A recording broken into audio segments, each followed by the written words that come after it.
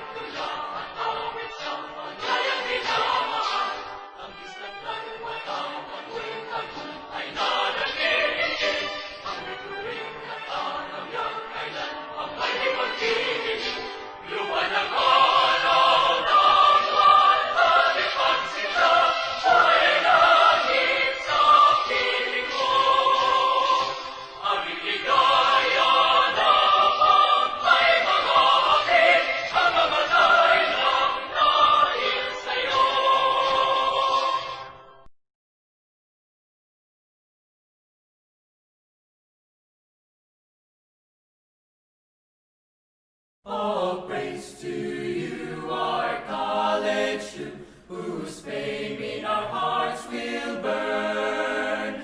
May your red and white give us strength and might, for the sake of man we'll use all we've learned. For Emilio Aguinaldo, our alma mater so fair, we bear your name, feel proud, keep this fame, as our voices fill the air. Virtue and excellence to serve for all in our world. We'll see this true alma mater for you, to God's will while here on earth.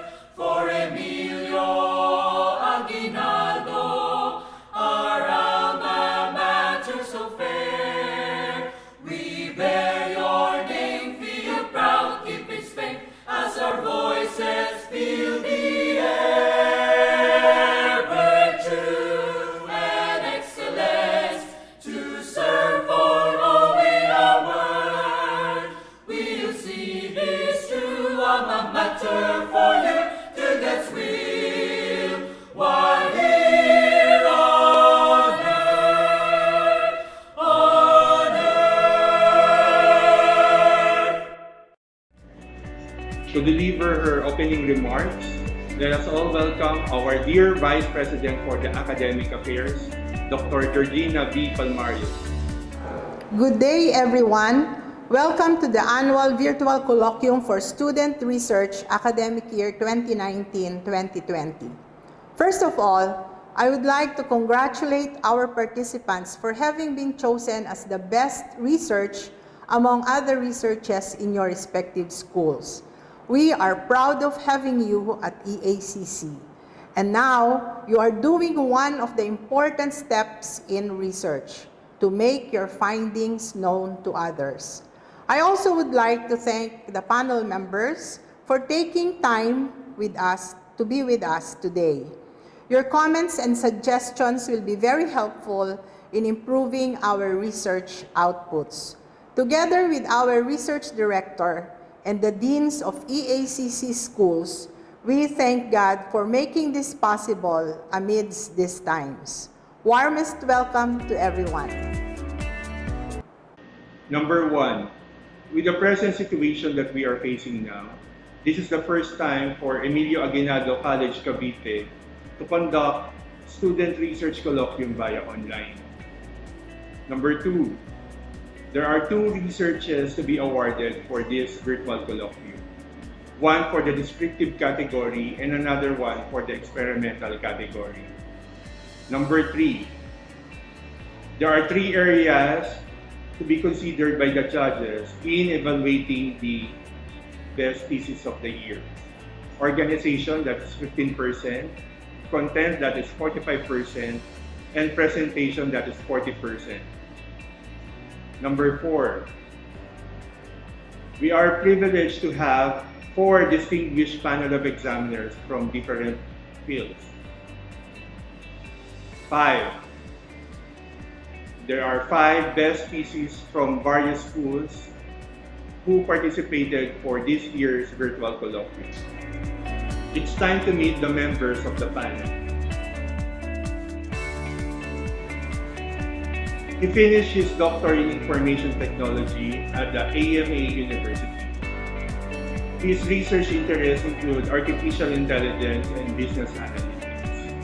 And presently, a professorial lecturer of the De La Salle University and Jose Rizal University. Colleagues in research, let us all welcome Dr. Emerson C. Flores. Our next panel of examiner obtained her bachelor, masteral, and doctoral degrees in mathematics education at the Centro Escolar University. She is a mathematics and statistics professor at the Centro Escolar University and currently the assistant to the Vice President for Management and Information Section under the Research and Evaluation Office of the Centro Escolar University. Friends, let us all welcome Dr. Avelina R. Raqueno. Our third panel of examiner took his Master of Engineering at the Western Institute of Technology. He finished his Doctor of Engineering at the Technological Institute of the Philippines, Quezon City. His research interests are in automation and health engineering, and presently the Director for Statistical and Management Center of the University of Antique, Philippines. Let us all welcome Dr. Sammy V. Militante. Our last panel of examiner took her Doctor of Philosophy in Technology Education at the Rizal Technological University. Her research interests are in food technology and community extension services. Last 2017, she was one of the recipients of the Bato Balani Awards and currently the Director of the Extension and Training Services Office of the Bataan Peninsula State University main campus. Let us all welcome the chairman of the panel of examiners, Dr. Bernadette B. Gabor. And now for the main event, the Research and Development Office is delighted to present to you this year's school's best theses and the nominees for the Undergraduate Thesis of the Year for the academic year 2019-2020. Guerra. And I'm Teresa Macpan. And we are here to present our research entitled Facebook Utilization for Spreading Depression Awareness, Impact on Help-Seeking Behavior of Grade 12 Students in Emilio Aguinaldo College, Cavite, School Year 2019-2020. Statement of the problem. Number 1. What is the demographic profile of the respondents in terms of A. Sex, B. Frequency of Facebook usage, C. Personality type. Number 2. What is the perception of the respondents on Facebook as a tool used for spreading depression awareness? Number 3. How do the respondents use Facebook to seek help about depression? Number 4, is there a significant relationship between the sex of the respondents and Facebook utilization? Number 5, is there a significant relationship between the personality type of the respondents and the help-seeking behavior of the respondents? Number 6, is there a significant relationship between the perception of the respondents on the role of Facebook in spreading depression awareness and help-seeking behavior of the respondents? And for hypothesis 1, there is no significant relationship between the profile of the respondents in terms of sex and Facebook utilization. Hypothesis number 2 is there is no significant relationship between the personality type of the respondent and help-seeking behavior of the respondents. Hypothesis number 3 is there is no significant relationship between the Facebook utilization for spreading depression awareness and help-seeking behavior of the participant. Conceptual framework. Our conceptual framework is based on the theories that we have. Number 1, the uses on the gratification theory, and the second is the theory of planned behavior. Conceptual framework. Our conceptual framework is based on the two theories, the uses on gratification theory and the theory of planned behavior. The demographic profile of the respondents in terms of sex, frequency of Facebook usage, personality type, towards help-seeking behavior of grade 12 students of Emilio Aguinaldo College, Cavite. The attitude of the respondents towards Facebook utilization for spreading depression awareness, perceived behavioral control of the respondents on Facebook utilization for spreading depression awareness, towards help-seeking behavior of the grade 12 students of Emilio Aguinaldo College, Cavite. And for the significance of the study, participants, school, guidance counselor, society, parents, Facebook pages admin, and the future researchers. For the scope and limitation, we focus on Facebook and mental health problem, which is depression, personality type, introvert, and extrovert. We use the theory of planned behavior and uses of gratification theory. Our participant is focused on grade 12 student, which is adolescents at Emilio Aguinaldo College, Cavite. Methodology. Our research design is the descriptive and correlational research. Our research local is Emilio Aguinaldo College, Cavite. Our research participants, the grade 12 students, school year 2019-2020. The sampling technique is simple random sampling technique, and the data gathering, room-to-room survey, research instrument, the researchers made questionnaire. Validity and reliability, we have 3 validators. First one is Miss Marnell Y. Rosa, which is LPT and RPM. It's with a scale of 4, description very good. Next one is Mr. Kyle Paredes, which is RPM, scale 2.41 with a description very good. And last, Miss Lorianne M. Magallon, RPM, with a scale of 3.21, description very good. In average, scale of 3.21 with a description very good. Reliability statistic of Facebook utilization for Cranbach Alpha, we have 0.778. Cranbach Alpha based on standardized item, 0.788. Number of item, 20. For reliability statistic of help-seeking behavior, Cranbach Alpha is 0.861. Cranbach Alpha based on standardized item is 0.862. Number of items, 20. For the demographic profile of grade 12 students of Emilio Aguinaldo College, Cavite, the sex is male, frequency 127 with a 41.8%, female 177, 58.2%, and the total is 304 with a 100%. For the table 2, Facebook usage less than an hour with a frequency of 40, equivalent to 13.2%. 1 to 2 hours, frequency of 80, equivalent to 26.3%. 3 to 6 hours, 121, frequency with a percent of 39.8. 7 hours above, frequency 63, with the equivalent of 20.7%, with a total of 304 in frequency and 100%. Table 3, personality type. Frequency 156%, 51.3%.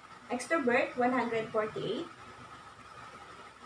48.7%. Total of 304, 100%. Table 4, frequency of distribution and percentage of Facebook utilization for spreading depression awareness. Weighted mean is 2.88, which means agree. Table 5, the level of seeking behavior of the respondents. Weighted mean is 2.51 with the adequate level of help-seeking behavior. Table 6, significant relationship between personality type and help-seeking behavior of the respondents. Chi-square, 49.687. Degrees of freedom, 42. Asymptotic significance, 0.194. Verbal interpretation, there is no significant relationship. For Table 7, significant relationship between Facebook utilization for spreading depression awareness and help-seeking behavior of the respondents. Chi-square is 566 rather. Degrees of freedom, 42. P-value is 0.708. With verbal interpretation, there is no significant relationship. For the conclusions, demographic profile, sex female, frequency of usage 3 to 6 hours, personality type introvert.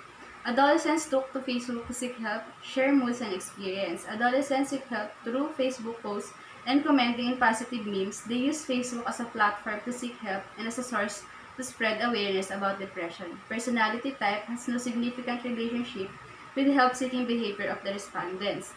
Number 5, there is a significant relationship between the perception of the respondents and role of Facebook in spreading depression awareness and help-seeking behavior of respondents. Recommendation. For the participants, the researcher recommended using Facebook in a proper way, which it will be beneficial to other people as a way to seek help and give help also. Facebook users can be a member of a mental health campaign for them to be one of the advocates of mental health. Facebook site is the most used social media site in the world. Through this, we can help each other for giving social support and encouragement to live life to the fullest and appreciate the things we have. For the school, the researchers recommend giving attention on those factors that can cause depression in the students. They can conduct a program about how to use Facebook to give empathy and sympathy to other people. They can introduce Facebook as a good example of social media site where the students can seek help and can reduce the population of people who experiences depression. For the guidance counselor, the researcher recommended facilitating a program to discuss on how to use Facebook site correctly.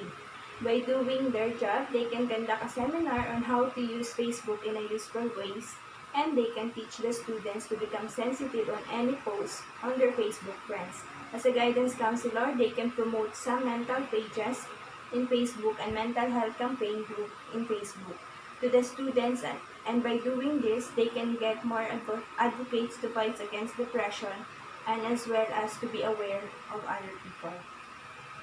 For the parents, the researchers recommend do not forget and give your children a social support they need. They can get a social support to other people through Facebook, but the social support from the parents is the most powerful among all. As a parent, you cannot stop your children to use social media, but they can teach their children to use social media in a right manner. Mas lalas lang. Recommended adding or allowing restriction of negative thoughts on Facebook and easy access to the link of depression awareness. The researchers also recommended to continuously inviting people to raise or spread awareness about depression. The researcher also recommended to the Facebook admin having a connection to the Department of Health for the better dissemination of knowledge and thoughts about depression. The big population can hear the campaign, the better the result to lessen the population of people with depression. For the future researchers, we the researchers believe the positive side of Facebook site to fight against depression. The researchers recommend to the future researcher to conduct the study involving more participants in the school and participants outside the school and add more social media sites. Further studies along the following may be conducted and the researchers were open and willing to share the findings of the study to you. It will be better if they will involve participants of different groups so they can have a lot of information because people with different ages also have different personality. It is very alarming that suicide rate in the Philippines is getting higher. Suicide is the second leading cause of death in young people. A major cause of suicide is mental illness, very commonly depression. So how can we tell if suicide is possible? 1. Being depressed or having mental disorder. 2. Talking directly and indirectly about wanting to die or not to be around. 3. Increased social isolation. 4. Significant changes in appearance and hygiene. And 5. Sudden change in mood.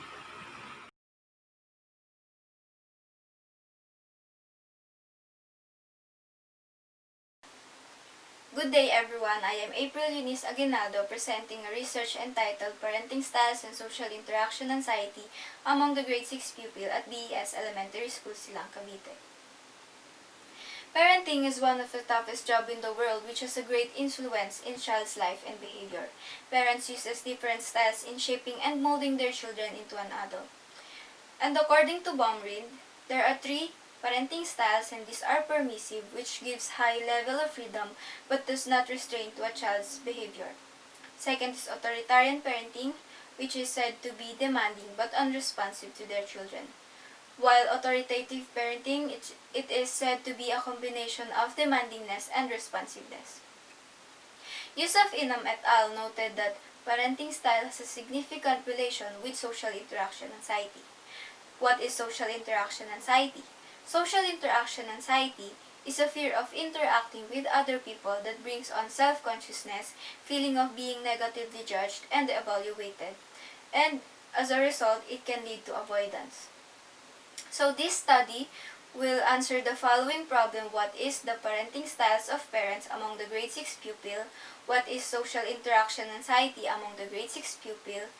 If there is a significant relationship between parenting styles and social interaction anxiety, and also if there is a significant difference on the parenting styles of parents among the grade 6 pupil.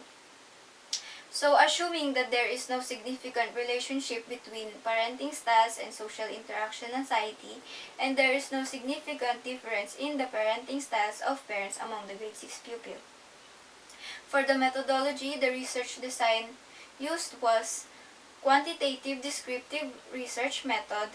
Correlational approach was also used to determine the relationship between parenting styles and social interaction anxiety, and Pearson correlation to determine the strength of the relationship between the two variables. For the research locale, BES Elementary School was chosen because it is located on one of the remote barangays in Silang, Cavite, and the people there are said to be aloof with other people and timid on socializing. For the research participants, 60 grade 6 pupils were chosen due to their different characteristics and experiences. There are 2 research instruments used in this study. First is Parental Authority Questionnaire, which is composed of 30 items, and the second one is Social Interaction Anxiety Scale, which is composed of 10 items. These are the Likert scales used to assess the parenting styles among the grade 6 pupil, and the Likert scale used to assess the social interaction anxiety among the grade 6 pupil. So for the discussion, Table 1 shows that the 3 parenting styles was somehow distributed, and the authoritative parenting got the highest with a frequency of 39 out of 56 or 69.6% with the mean of 2.77. And according to research, authoritative parents reported significantly higher academic capability and lower levels of problem behavior. And they also explored that authoritative parenting lead to better child adaptation and less externalizing problems such as being less aggressive and higher learning. So based on the result of the study, the 3 parenting styles were appeared to be exhibited among the parents of the grade 6 pupil. For the table 2, it shows that there is no significant difference between the 3 parenting styles of parents. Table 3 shows that most of the grade 6 pupil were experiencing social interaction anxiety with a frequency of 30 out of 56 or 53.6% with a mean of 2.54. So Crick and Dodge concluded that the children who are lack of confidence in their abilities and are aggressive are more likely to have less social interaction, which causes social phobia. So based on the result of the study, most of the grade 6 pupils are experiencing social interaction anxiety. Table 4 shows that authoritarian parenting style and social interaction anxiety has a moderate relationship with an R value of 0.409 and a P value of 0.002. Research further pointed out that the parents who are overprotective compel their children to lack the capability to deal with anxiety-provoking situations, which further leads to social anxiety. And also, they found out that the parents who do not socialize and isolate their children are more likely to have children with social phobias. So the result shows that there is a significant relationship between social interaction anxiety and authoritarian parenting style. For the conclusion, the three parenting styles were exhibited among the parents of the grade 6 pupil. Most of the grade 6 pupil were experiencing social interaction anxiety, and authoritarian parenting styles has a significant relationship with social interaction anxiety. For the recommendation, parents should also be evaluated to determine directly to assess their parenting styles.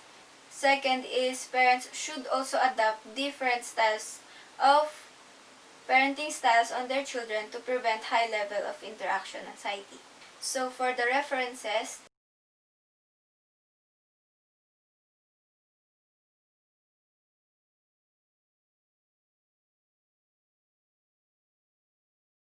thank you.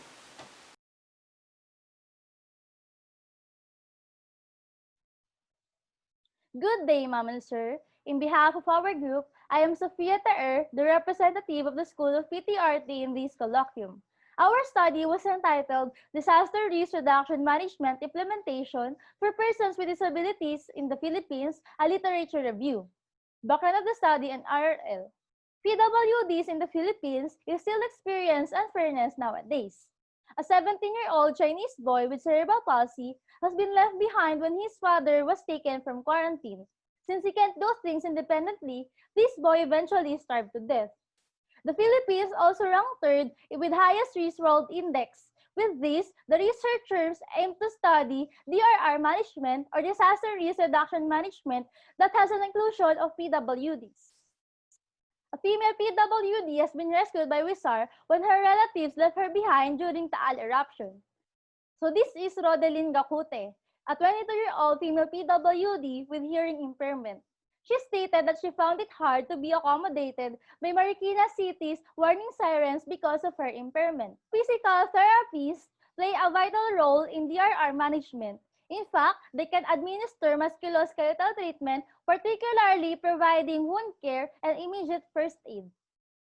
So according to Kumar et al., there are three phases of disaster management, namely pre-disaster phase, during disaster phase, and post-disaster phase. Objectives of the study. This study aimed to enumerate and describe if there are disability-inclusive DRR programs in the Philippines. Statement of the problem. What are the DRR programs in the Philippines that have been implemented specifically for PWDs? Significance of the study. This study will provide education to PWDs as to their inclusion in DRR management. This study may also inspire the physical therapists in making CBR programs. This study may serve as a basis for government in evaluating the inclusion of PWDs in DRR plans.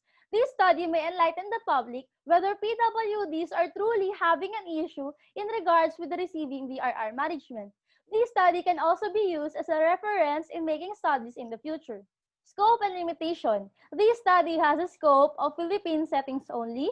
It was restricted to DRR programs only and aims solely to describe and enumerate DRR programs and not intending to evaluate each program. Conceptual framework. This study input local articles, journals, theses, and dissertations. This study also used Prisma-based article selection process and golden thread in choosing the articles that have been included in this study. This study has an output of disaster risk reduction implementation for PWDs in the Philippines, a literature review. Research design. Descriptive literature review is the research design that has been used in this study. Since the researchers aim to make summarized results from different articles, this design could aid the researchers in achieving their goal by analyzing and forming a synthesized statement and giving an assemblage of various information. Research locale. The Philippines is the chosen locale in this study because it has high susceptibility to natural disasters such as typhoon, earthquakes, and even volcanic eruptions. Search strategy. The initial search used persons with disabilities and disasters as keyword, with the result of 6,390 on Sage Journals, 0 on Science Direct, 307 on PubMed, and 3 on Herdin. The keywords are further modified into PWDs, disaster, risk, reduction, and Philippines, with a result of 436 on Sage Journals, 278 on Science Direct, and 0 still on PubMed. So in PubMed exclusively, the persons with disabilities keyword has been excluded, and it came out with a result of 23 articles. The abstract and full text articles that are not related in the research topic has been extracted or excluded manually, with the result of 6 articles on Sage Journals, 5 on Science Direct, 8 on PubMed, and 3 on Herdin.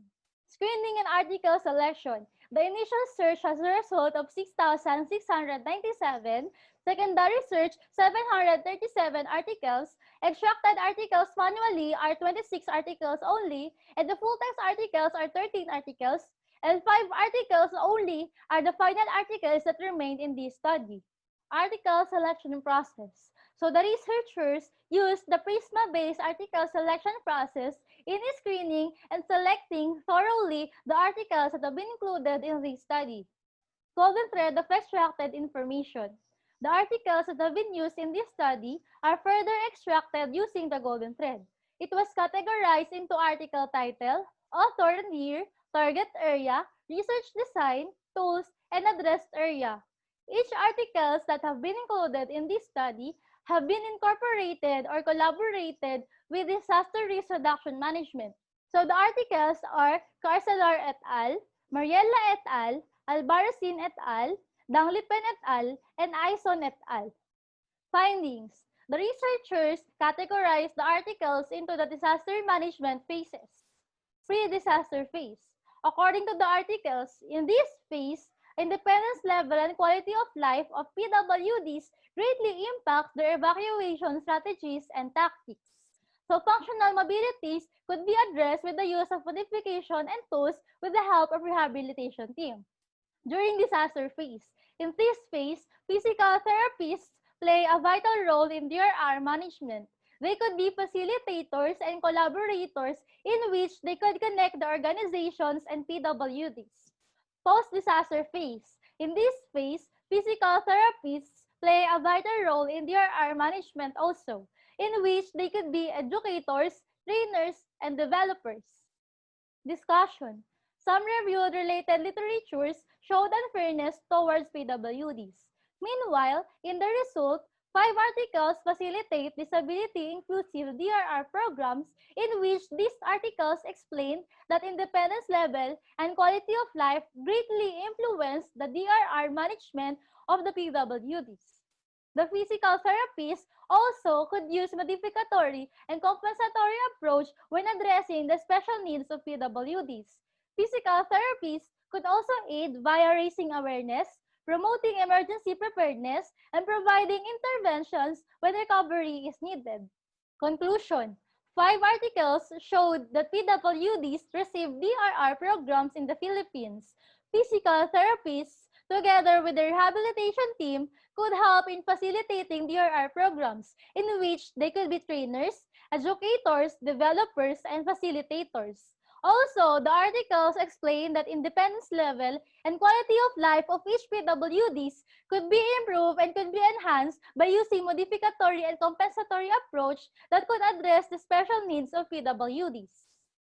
Limitations. This study focused on the plans and programs regarding disaster risk reduction management only. The settings of the study was limited to the Philippine settings exclusively. This study was also limited to persons with disabilities targets. This study used four search engines exclusively. Recommendation: the researchers was able to access full-text articles only. The abstract articles that have been found may have a parallel accessible full-text version.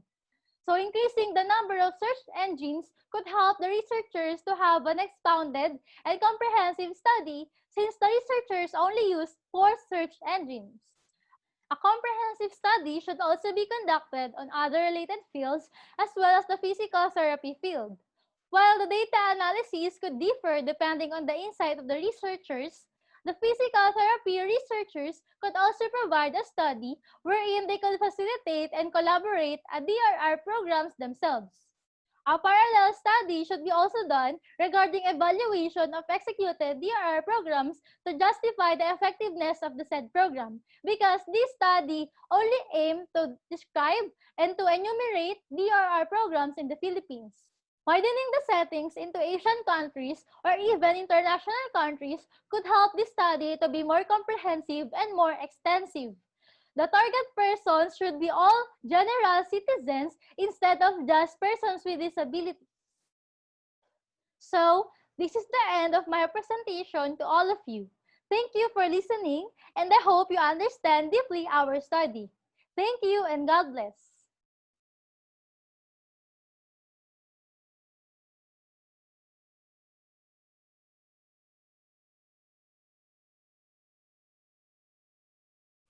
Good day to our honorable panels. We are from the School of Engineering, Computer Science, and Technology, and we are about to present to you our project, which is entitled Automated Customer Satisfaction Survey Using Facial Recognition, an application of deep learning. Chapter 1, Introduction. Answering a customer satisfaction survey form is trivial for some people. They give irrelevant reviews and sometimes overrate or underrate a service without proper basis. Developing an automated customer satisfaction survey that will detect, recognize, and record every participant's face will keep it monitored and avoid irrelevant ratings for the surveys being evaluated compared to traditional survey forms. Traditional survey forms are likely to take longer to execute. It takes effort and longer time to gather those feedback and compute every client satisfaction level. Getting everything automated makes it more efficient and fast to know the company's quality of service and to easily find a room for improvement by analyzing customers' insight through their emotions. According to Questback, countless studies suggested that when it comes to customer satisfaction and experience, emotions matter more than just reason. Client feedback will help you understand the emotional triggers behind the behavior of your client. By developing a system that will automatically analyze the facial expressions of the customer and get the statistics of their service quality will enhance business development. Rather than manually computing all data gathered, that will take an extra amount of time.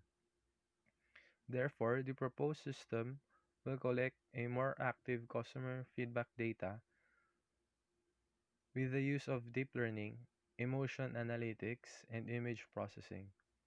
Automated customer satisfaction survey will also show credibility on taking a customer's insight. The project will include the matching of selected satisfaction level of the customers from their facial expressions and will be saved on a database that will process data analytics. To make the project efficiently working, there are some challenges that needs to be considered. First is that it is only limited on frontal face only, which means the respondents must be facing the device camera up front for accurate detection. Second is that the different sizes and proportionality of the facial features, including the eyes, nose, mouth, and its positioning, including the movement of every measurement of The objective of these studies are develop a system that will detect and recognize a face of a person, gather data sets of images, including variety of facial expression and facial features, implement open source facial recognition through OpenFace or FaceNet algorithm, integration of customer service satisfaction, facial recognition, deep learning, and local area network-based system. Receive customer satisfaction survey feedback from the employees and the students of Emilio Aguinaldo College. Determine the satisfaction level of the employees and students in the office of Emilio Aguinaldo College. Significance of the study. As part of the rapidly advancing of technology, people are now seeking for the easiest, efficient method of transaction in any way possible. Emilio Aguinaldo College is one of the institutions taking part of the vast technological upgrade. The implementation of the study will take satisfaction survey into a different level. Number 1. The automated CSS will develop efficient and advanced processing of satisfaction survey through cloud computing. Number 2. The automated CSS will provide credibility of the answer provided by the customers. It will also lessen the irrationality of the survey answers. Number 3.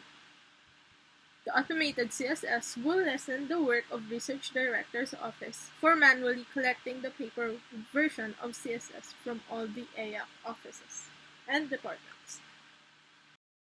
Scopes and limitations. Scopes. The study will implement 4 expressions which are angry, which means very poor. Number 2 is sad, which means not good. Number 3 is happy, which means good. And number 4, ecstatic, which means very good. Number 2, the study will use 68 facial landmarks in a fine transformation for feature detection. Number 3, the study will allow 20 numbers of respondents for testing and evaluation. Limitations. The study will be limited to front face detection only. The employees and the student of EAC will only be recognized by the system. Defects on the facial features, such as glasses, masks of the respondents, will greatly affect the decision-making of the developed system. Chapter 2. Methodology. Face recognition is the fastest biometric technology to identify human faces, and as the most significant part of the computer vision due to its importance, it has received substantial recognition in the past several years. Due to its potential for a wide variety of application, where the computer adapts the human capability of storing facial images and being able to classify and recognize each. Integrating facial recognition to a system adds up to its automation, security, and monitoring features. An automated customer satisfaction survey with facial recognition that implies the application of deep learning and uses the powerful OpenFace as its algorithm, which makes survey easy, efficient, faster, and reliable. The problem is that utilizing facial recognition considers a certain number of factors that may affect the accuracy of its detection. Methodology. The process is divided into 4 phases, where phase 1 is the hardware and software requirements, where we gathered all the hardware and software requirements like the PC, the OS, Python, and the tablets. While on phase 2 is image gathering, where the collection of facial images occurred, and we also annotated the images per emotions, per names. Next is the FaceNet training, where we feed the images collected to the system that will recognize, or that will be trained to recognize the faces. Next is phase 3, where the software integration and open face algorithm or FaceNet algorithm happen. We use the HOG and LPV classifiers for the emotion classifying training, and also we integrated the CSS mobile app integration on this phase. While on phase 4 is the evaluation, where we test the whole system and rate its accuracy. Research Local. Emilio Aguinaldo College is a private institution which was visualized by Dr. Paulo C. Campos as a training ground for arts, science, and technology for the youth in the Philippines.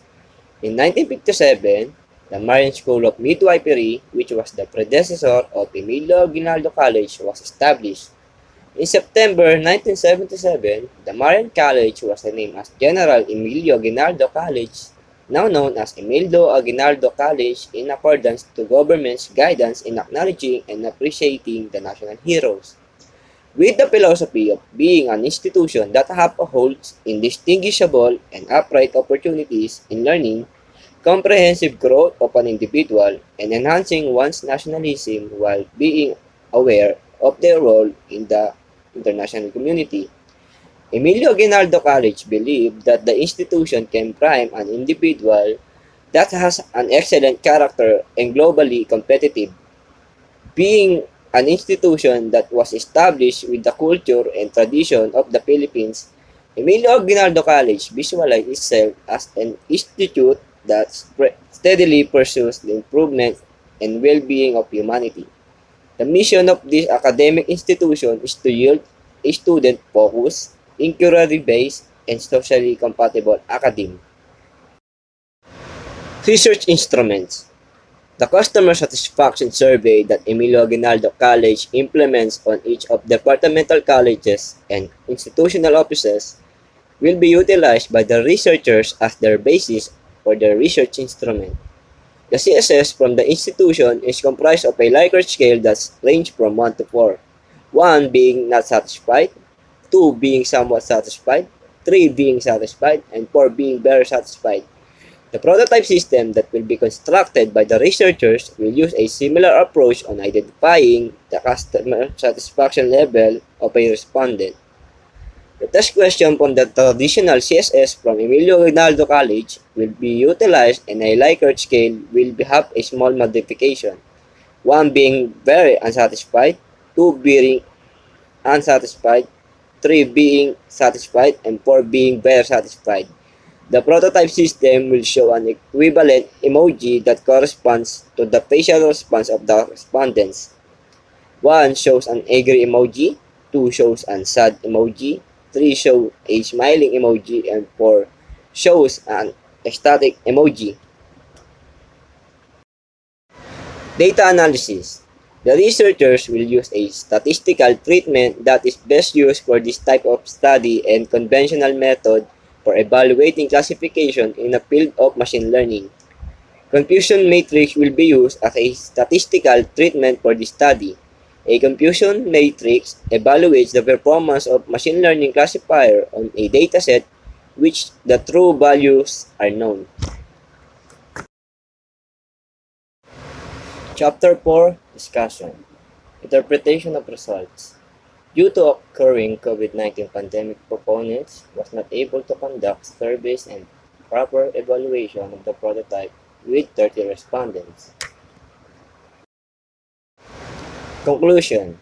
The researchers were able to design an automated customer satisfaction survey using facial recognition, applying deep learning with the implementation of FaceNet, histogram-oriented gradients, and local binary pattern as its primary classifiers. FaceNet, being one of the most utilized deep classifying model, that can accurately recognize faces at 0.99 confidence level or 99%. On the other hand, researchers wasn't able to use FaceNet for emotion recognition due to its condition where emotion features are being disregarded, thus still being able to recognize the face of the person, leaving an accuracy ranging from 30% to 45%. The system was able to recognize a person's face with a confidence level of 0.8 above ranging from 0 to 1, 0 being the lowest and 1 being the highest, which can also be represented as percentage. As for the emotion recognition, the system was able to classify with the accuracy of 65% to 72% confidence rate. The system reached a minimum accuracy of 65% despite having an average number of datasets of 700 plus images trained for emotion recognition, while on the face recognition, the system gave an accuracy of 99% to 100%. The researchers concluded that the system will gain accuracy once provided an above average number of datasets with various and more distinct facial features. This also concludes the effectiveness of the implementation of both HOG and LVP as its classifier into the system that gave a more clearer and broad extraction of the features needed for classification. Recommendation. While doing this research, the researchers had a lot of technical difficulties which results in numerous alterations of the system. After thoroughly analyzing the data, the following recommendations for the future researchers are using only FaceNet model to recognize and classify emotion is not recommended due to FaceNet often fails to recognize the facial emotion features accurately. The next researchers can add other factors to highly improve the accuracy from distinction from one face to another, emotion to another. For more security purposes, the next researchers are suggested to integrate a stereographical camera to detect the field of depth which is lacking on 2D facial recognition.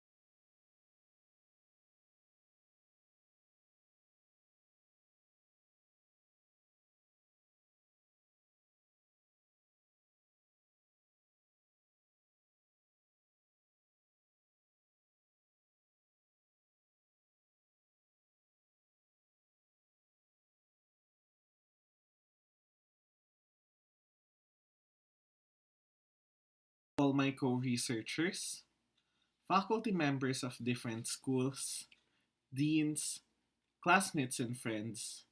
A pleasant day to all. Welcome to the AIAC recognition for the Undergraduate Institutional Thesis of the Year. My name is Charles Andrew Vasquez from the School of Medical Technology, and I will be presenting to you our study entitled Diagnostic Utilization of Urine 1,5-anhydroglucitol as a Non-Invasive Predictor of Serum 1,5-anhydroglucitol in Diagnosis of Type 2 Diabetes mellitus using enzyme-linked immunosorbent assay. Here are my co-researchers in this group.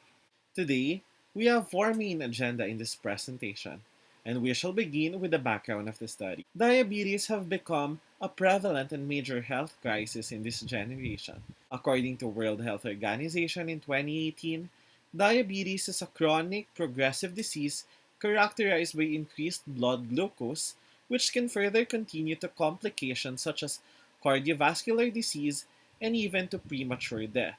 There are two types of diabetes, type 1 and type 2. Type 2 is also known as diabetes mellitus. According to Bennett in 2006, up to 9 out of 10 cases of diabetes are classified as type 2 diabetes, and 12.8% of that is a global death rate according to the study of World Health Organization also in 2018. With that, different kinds of biomarkers were used in the clinical practice in diagnosis of type 2 diabetes mellitus, which includes FBS, oral glucose tolerance test, and fructosamine. A biomarker known as hemoglobin A1C is considered as the gold standard in screening and monitoring cases of diabetes, which is according to the study of Ha Yun Yu et al. In 2015. Some of the major advantage of hemoglobin A1C includes no fasting requirement for the patient's prior blood collection, and most especially, hemoglobin A1C reflects glycemia on average 2 to 3 months, which is described by the study of Dabrowska et al. In 2012. Even though labeled as the gold standard in the clinical practice in the diagnosis of type 2 diabetes mellitus, hemoglobin A1C was subject of certain drawbacks in certain conditions. The average glucose levels potentially excludes important hyperglycemic excursions that may be balanced out by hypoglycemia. Wright, in 2012, find conditions where hemoglobin A1C yields false results, both high and low. So some conditions include iron deficiency anemia, hemoglobinopathies, hemolysis, reticulocytosis, and many other more. Those kinds of major disadvantage prompt several of our researchers in the past, including Dungan et al. In 2016, to suggest a new alternative biomarker that would robustly reflect postprandial glucose excursions that would be useful in the diagnosis and management of patients with diabetes. This alternative is also known as the 1,5-anhydroglucitol. 1,5-AG is also backed up with several other researchers in the past, including Welter et al. In 2018, who described it as a naturally occurring polyol, which is a stable biomarker that detects hyperglycemic excursions of diabetic patients. Dabrowska et al. In 2012 said that it can be determined by the balance between oral intake and urinary excretion. On the other hand, Stratman and his co-researchers finds that a significantly lower concentration of serum 1,5-AG can be seen in diabetic patients versus the normal and healthy individuals. Thus, this research would like to prove that whether or not the presence of urinary 1,5-anhydroglucitol can be utilized as a non-invasive biomarker in the diagnosis of type 2 diabetes mellitus. A blessed day to everyone. My name is Millie, and I am a member of the research team of 1,5-anhydroglucitol. Criterion of the participants was established to target specific standard and to establish a well-organized research process. The residents of San Agustin 3 was divided into two categories, which we have our positive control, where it's composed with individuals who aren't pre-diagnosed with type 2 diabetes mellitus or hyperglycemia. Also, they are not included in the list of diabetic individuals who are receiving medication provided by the City Health Office of Dasmariñas, and most of them has a normal BMI unit or the body mass index, while the negative control are the individuals who has been diagnosed by their physician with type 2 diabetes mellitus, and these individuals are included in the list provided by the City Health Office. All participants was selected between 18 to 70 years old, male and female, who have agreed and signed the written consent provided by the researchers. All participants under negative control advised not to take or inject any medication that would alter their sugar levels. Both participants under both categories was advised not to drink alcohol or smoke, cigarette or e-cigarette or anything that contains nicotine for at least 24 hours. 44 volunteers, 22 in positive control and 22 in negative control, both urine and blood were collected in the early morning to ensure real-time concentration of 1,5 and hydroglycol. For the time being, blood extraction in our diabetic participants was made prior to insulin and oral medication. After extraction and collection of samples, the researchers proceed to sample preparation that was held in EAC Medical Technology Laboratory, where the blood was allowed to stand for at least 2 hours to coagulate. Both blood and urine was centrifuged at 3,500 RPM for 20 minutes. After centrifugation, we separate the supernatant in urine and serum was separated from the whole blood. Both samples was kept at negative 20 to negative 80 degrees Celsius for storage. Then after a week, both samples were towed to room temperature and recentrifuged at 3,500 RPM for 20 minutes. Now I'm going to walk you through in experimentation proper. In this study, we used Lycomark, an enzyme-linked immunosorbent assay, or ELISA kit, specific for 1,5 and hydroglycol. Reagents and pre-coated well were all provided by the manufacturer for the specific assay.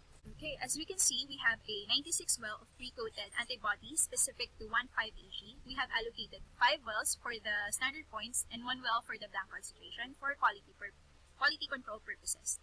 A measurement of 50 UL for each standard, blank, and samples were added to the pre-coated wells. After that, 50 UL of detection reagent A was added to each well immediately. The plate was sealed using a plate sealer to gently shake and mix the following solution by the aid of a microplate shaker for at least 1 minute to ensure the equal distribution of the reagents. Following that, 1 hour of incubation at 37 degrees Celsius was done to allow the solution to mix and settle. After 1 hour of incubation, washing procedure was done twice using an automatic microplate washer. The removal of the remaining liquid by inverting the plate was done, and it is blotted against the absorbent paper. 100 UL of detection reagent B was then added to each well and sealed with a plate sealer to gently shake and mix the solution. The plate was incubated for at least 30 minutes at 37 degrees Celsius to allow the solution to settle down. Washing procedure was done 5 times using an automatic microplate washer. The remaining liquid were removed by blotting or decanting the plate against the absorbent paper, and also we needed to ensure complete removal of liquid at each step. This point of the procedure was critical because insufficient washing can result in poor precision and false elevation in absorbance reading. And after that, a measurement of 90 UL of substrate solution was added before covering the plate with the plate sealer for 20-minute incubation at room temperature. As we can see here, the liquid turned blue by the addition of substrate solution as it settles down. Immediately followed with 50 UL of stop solution in each well, and the color of the solution changed from blue to yellow. After all assay preparation, microplate was immediately processed and read through a microplate reader at a 450 nanometer wavelength. Any droplet of water around the well and fingerprint on the bottom were removed. Absence of bubbles on the surface of the liquid was checked to ensure to obtain accurate results. Absorbance was recorded. Concentration of 1,5 Ag was computed based on the absorbance values recorded. Now we're here in the most crucial and important part of the study, the discussion of results. The tables listed to you right now strongly finds a significant variance in 1,5 anhydroglucitol concentrations in serum and urine for both control groups. These numbers are parallel and consistent with the findings of Akanuma et al. In 1988.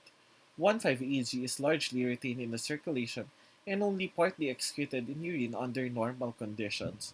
This observation suggests that 1,5-AG excretion might be promoted by a high blood glucose concentration. The mean concentration for urine 1,5-AG from normal individual is six-fold decrease against the urine from diagnosed type 2 diabetes mellitus patients. Similarly, a seven-fold increased normal serum is noticeable against the 1,5-AG levels seen in diabetic serum. A p-value of 0 indicates a significant difference in the levels of both urine and serum 1,5-AG between normal and diabetic individuals, thus saying that there is a correlation between serum and urine 1,5-anhydroglucitol, making it as a predictor of serum 1,5-AG in the diagnosis of type 2 DM. To answer the diagnostic capability of urine 1,5-AG, yes, it is potentially capable of diagnosing type 2 DM using a linear regression that the researchers were able to derive as the best fit predictive model for urine 1,5-AG. Based on the analysis of ROC or receiver operating characteristic curve, it was demonstrated that the diagnosis of diabetes using 1,5-AG concentration in urine can be a promising, non-invasive alternative to the existing methods, especially accounting to a 95.5% accuracy, sensitivity, and specificity. Results are consistent with the findings by Ying et al. In 2012 and the studies of Shirasaya et al. In 1999. Finally, it is with great joy that we say that the researchers are able to pin down three good conclusions at the end of this study. First, there is a significant difference in levels of serum and urine 1,5-anhydroglucitol between the diabetic individual and the normal individual. Second, through a simple linear regression, urine 1,5-anhydroglucitol concentration is a possible predictor of serum 1,5-anhydroglucitol. And lastly, urine 1,5-anhydroglucitol can be used as a biomarker for a non-invasive method that is capable for diagnosing type 2 diabetes mellitus, proven in the study showing a high sensitivity and specificity of 95.45 respectively. We recommend to the future researchers to compare 1,5-AG values of men and women from different age groups and other conditions and to correlate the values according to different variables. And lastly, to correlate results of 1,5-AG to the current gold standard in the other markers of diabetes, which are hemoglobin A1C, fructosamine, and 2-hour oral glucose tolerance test. On behalf of Melin Besana and my co-researchers, I would like to say thank you everyone and God. And now for the much-awaited announcement of the winners. The Undergraduate Thesis of the Year for the academic year 2019-2020, descriptive category goes to April Eunice O. Aguinaldo and Frederick A. Andal, with the thesis title, Parenting Style and Social Interaction Anxiety Among Grade 6 Pupils at BES Elementary School in Silang, Cavite, under the School of Education. Congratulations! And now for the experimental category, the Undergraduate Thesis of the Year for the academic year 2019-2020 goes to